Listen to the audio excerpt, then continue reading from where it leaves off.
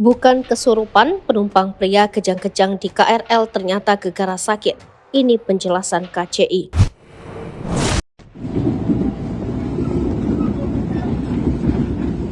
Belum lama ini, seorang penumpang pria diduga mengalami kesurupan saat naik KRL rute Rangkas Bitung Tanah Abang.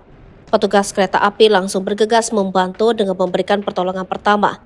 Namun faktanya, pria yang mengalami kejang-kejang tersebut bukan karena kesurupan. Lantas apa sebabnya? Video yang menayangkan seorang penumpang pria diduga mengalami kesurupan di dalam KRL pada Rabu 3 Januari 2024 viral di media sosial. Video itu diunggah oleh akun Instagram drama KRL Komuter Line pada Rabu 3 Januari 2024 sekitar pukul 15.30 waktu Indonesia Barat. Dalam video, tampak seorang penumpang tergeletak dan bergerak tidak beraturan di lantai KRL yang disebut memiliki rute Rangkas Bitung Tanah Abang.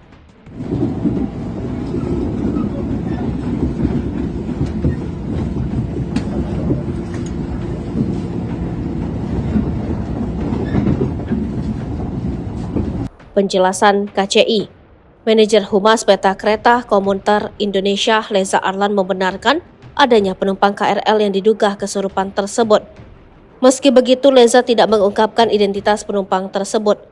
Ia mengungkapkan penumpang tersebut bukanlah kesurupan, namun kejang-kejang dikarenakan sakit yang dideritanya. Saat penumpang kejang-kejang, petugas yang ada di KRL segera mendatanginya dan membantunya. Saat KRL tiba di stasiun Kebayoran, petugas sudah siap untuk membantu menurunkan penumpang tersebut.